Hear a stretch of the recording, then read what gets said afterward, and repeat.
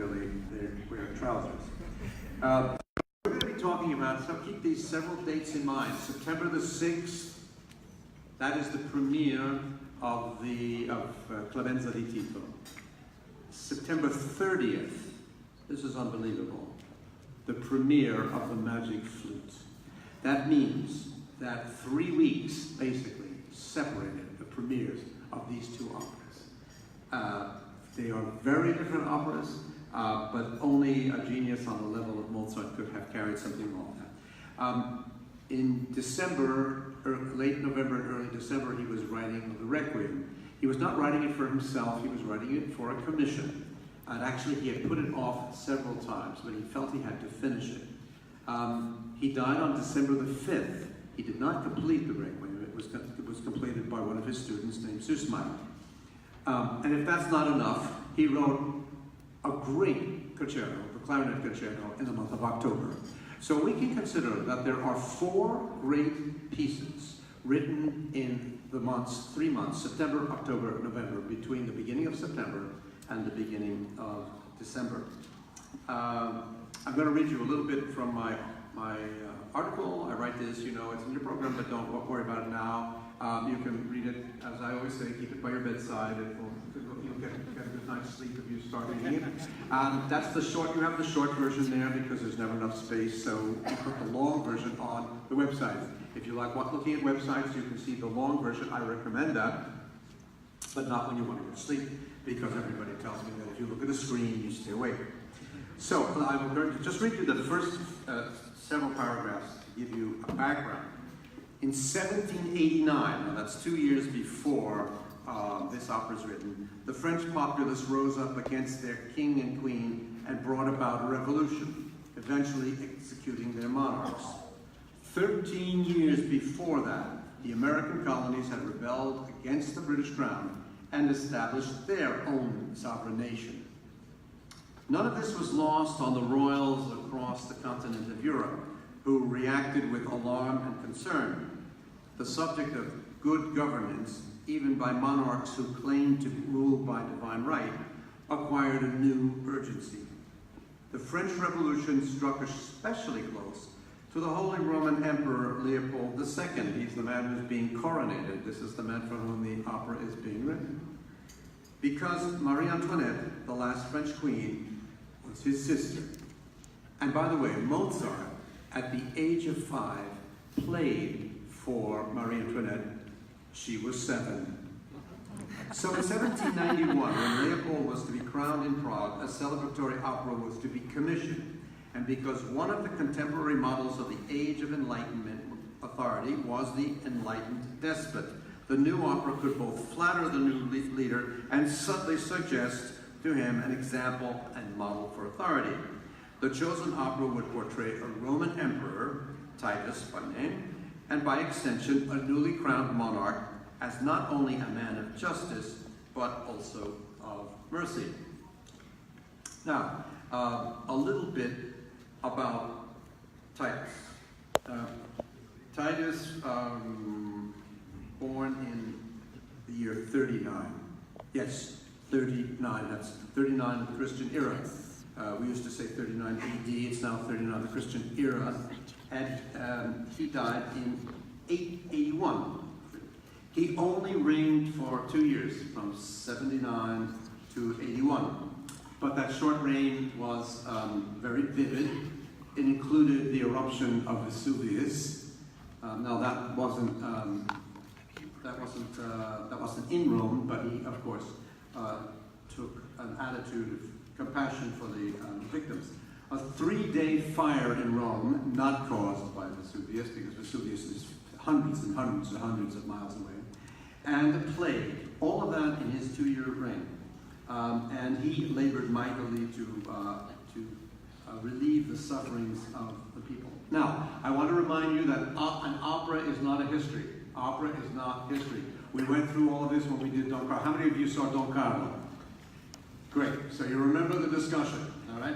The characters are perhaps historical, and Titus is historical, and some of the events, which will be talked about, Vesuvius, a fire in Rome, some of those things are true, And the general view of Titus as a kindly emperor is pretty much true. But not everything else is true. Now, he had a very interesting father whose name was Vespasian, or Vespasio in Italian. He's generally referred to his last name. So if you go to online, you want to know all about Titus when you get home tonight. Be careful which one you're reading about, because Vespasian is his father. He's Titus Vespasian, and he is just usually called Titus. You can get really confused, as I did. So Vespasian was generally known by his last name, and he was a very interesting man. Amongst other things, he constructed the Colosseum. His father is still spoken about in modern-day Italy because the word Vespasio, get this, is the name for a public urinal. That was not meant to be an insult to Vespasian, because Vespasian started a tax for the collection and disposal of wastes. And that is how that name came to be, and to this very day, Vespasio, well, every man knows what it is. So, but our Titus, you will have seen probably the Arch of Titus, l'Arco di Tito, which you'll find close to the Forum. This is still standing today. It was an archway that was modeled, from which the Arch de Triomphe was modeled in Paris. It commemorates the siege of Jerusalem. Now, this is where we might start thinking Titus was a really bad guy. Titus, while his father, Vespasian, was the emperor, Titus was the general of the armies who were putting down a rebellion in Judea at the time, and there was a siege at Jerusalem, and that arch, of course, remembers what for the Romans was a triumph. Of course, for the Hebrews it was a tragedy. However, Titus opposed both the destruction of the temple and the slaughter of the people afterwards, already a sign of his benevolence. He didn't succeed, unfortunately, in controlling his troops. Maybe he wasn't such a good general, I'm not sure. But he's looked at,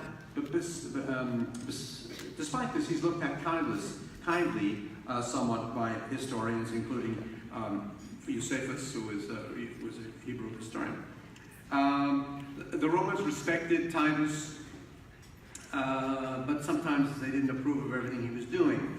And he formed a relationship while he was down there with a Jewish queen whose name was, in Italian, Berenice. She was the widow of Herod Agrippa II, a woman 10 years his senior, and he brought her back to Rome, and he wanted to marry her. You'll hear her referred to, and she is never seen because he has sent her back to Judea, but she plays an important role nevertheless, and I'll tell you about that shortly. So he brought her there, wanted to marry her, and there was great objection to that. And well, he died at 42 years old. Just as a young man, he only ruled for 2 years. But he was viewed. Racine and Corneille both wrote plays about him. Metastasio, of course, writing that opera. So he has a very good reputation, and so he is a good choice I think, for an opera to celebrate a great leader. Now, it's time for me to go through the cast. Now, it's not terribly complicated on the surface. There are only 6 characters. But this story is a vestige of opera seria, that means serious opera, which is distinguished from opera buffa, which was funny opera. And for most of the century, opera seria had some rules. It was supposed to be a series of arias, one person singing. They were called da capo arias, which means go back to the beginning. The first part is sung, second part, contrasting, is sung, and then the first part is sung again, and the singer could make up variations. So all the singing stars wanted their da capo arias so they could show off pretty much in the third part of that, where they could make up their own ornamentation. There is, by the way, a da capo aria, real one, in this opera. Now, opera seria was sort of winding down toward the end of the century, And from a historic point of view, one person who loved the opera seria was Mozart, and he knew it well because he wrote a whole bunch of them. They're not his most famous operas. And he grew up in the era when he was very young with opera seria. But in the meantime, he has exploded the limitations of opera with his incredible invention. This is now an opera seria revisited, but by the man who has already written Marriage of Figaro, Don Giovanni, Così fan tutte, is writing The Magic Flute, has written The Abduction from the Seraglio and Idomeneo. In other words, he's pushed at the limits of all those operas, and he has created way beyond that. So you are going to get the fruits of that maturity and put into this, what was a stale tale of a bunch of Romans who are in conflict. Now, there's always a lot of intrigue, and there are usually at least two couples who are in love, and of course, if you're in love and in an opera, there's all sorts of obstacles. So we have lots of obstacles. We have two groups, and then there's all the stuff, disguises, people mistaken identities, people hiding in trees, people overhearing. There's secrets. There's always a lot of intrigue, and that's not an accident because the word intrigo in Italian means intrigue, but it also means the story of an opera or a play. I can say, well, what is the intrigo? Well, I'm going to find out what the name of the story is. Now, Mozart, with the help of his librettist, whose name was Mazzola, went about slashing all sorts of extraneous material from the opera to give a far more streamlined version, concentrating on the important things. Mozart was very happy with his collaboration. Would it have gone farther than it is? Yes, it would have, but the incredible haste. The opera is said to have been written in as little as 18 days, perhaps a little bit longer, but there's no agreement about that. So they did the best they can. He wrote it in such haste that the recitatives, those are the parts that the story is told, so they're very wordy, and they're accompanied by a harpsichord or another keyboard instrument. He didn't have time to write them, so he gave them to his student, presumably Süssmayr, who had traveled with him, to write them. So you'll be hearing probably the only opera that I know of, there might be others, where Mozart didn't write the recitatives. He wrote all the sung music, all of the orchestra music, but he didn't write the recitatives. So we have this man, Tito Vespasian, okay, we know who he is, and we know that he was going to marry Berenice, okay, but that's not going to happen. Now, who are the other characters and what are all their relationships? Well, there are one couple who are in love. The man is named Sesto, and the woman is named Vitellia. Who is Sesto? He's a young patrician Roman who is close to Tito. He is a friend of Tito. Tito considers him his friend. Sesto is in love with Vitellia. Who is she? She's a piece of work. She is the daughter of one of the previous emperors, whose name was Vitelio. Now, remember Nero who fiddled while Rome burned? Yeah. Well, he actually committed suicide, and in the course of a little more than a year, there were 4 emperors who were slaughtered one after the other, until the 4th one was Vespasian, the father of our Titus, and he reigned for a very long time, had a long life, and he died in his bed of natural causes, which makes him almost unique in the history of Roman emperors. So she thinks she ought to be the empress because her father Vitellius, for a very brief time, was the emperor. So she wants to really marry Tito. And somehow or other, I don't know if Tito had a weak moment or something, or told her that he liked her, somehow she feels that he was in love with her. I'm not sure that he was, but we do know she wants to marry him, and I don't think it's because she's in love with him. She wants to be the empress. And so she is ambitious, she's fiery, she is actually pretty wicked, she is an intrigante, she is a plotter, and she is going to use her beloved Sesto to actually make a plot, to start a fire, and in the confusion in that fire, to murder Titus. That's her crime. I'm not going to give you all the details because I want you to discover them. But she's pretty bad. All right? Very. So we got Sesto and Vitellia. Now on the other side, you have Agno. He's a man sung by a woman. Sesto is sung by a woman as well. Agno is in love with a beautiful and sweet young woman named Servilia, and she is the sister of Sesto. So, confused yet? Yeah. Okay. Kind Let me of. do it again. You've got a man and a woman who are in love, although both of them are sung by women. Sesto and Vitellia. Sesto, a patrician, Vitellia, the daughter of an ex-emperor. You've got Sesto's brother, Agno, also sung by a woman, and Servilia, who is a young, beautiful Roman.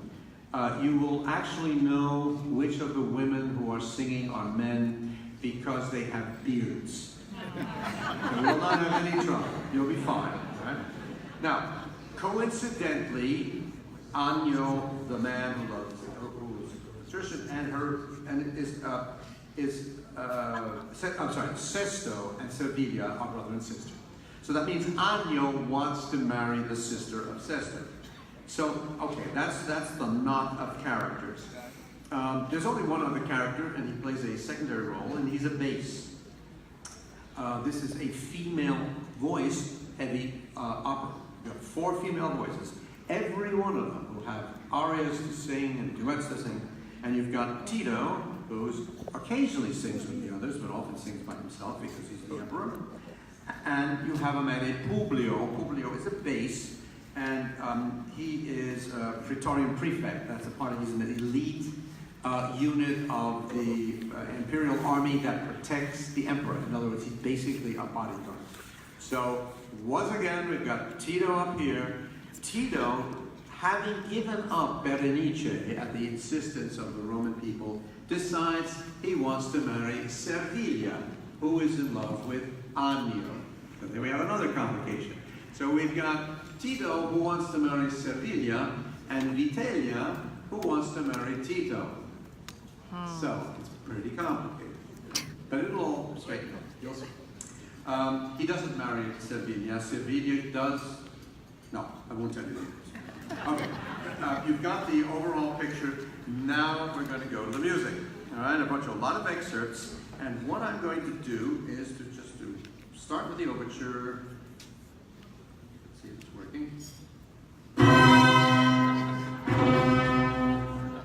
That's meant to get your attention, as any good overture does. And you can tell right away it's noble, it's majestic, it's martial. Why? Because we are celebrating the coronation of an emperor. It could be in the first movement of any symphony. It's perfectly constructed, classical. That was our first motive, our first theme. Now there's a little connective tissue which just gets you excited.